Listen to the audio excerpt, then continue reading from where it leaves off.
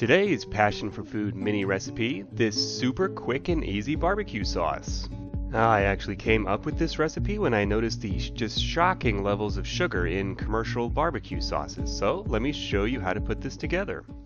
So for our ingredients, we have 3/4 of a tablespoon of salt, along with 2 tablespoons of sugar, 1½ tablespoons of yellow mustard, about 1/2 cup of apple cider vinegar, 2 tablespoons of hot sauce, 3 tablespoons of Worcestershire sauce, 1½ teaspoon of liquid smoke, 1 6-ounce can of tomato paste, and the juice of 1 lemon.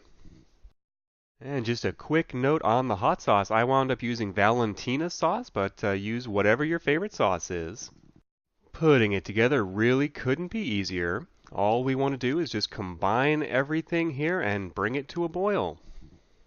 And the only other thing we need is 2 cans of water from our tomato paste can, so that's approximately 12 ounces of water. So all we have to do at this point is heat it up and mix it up.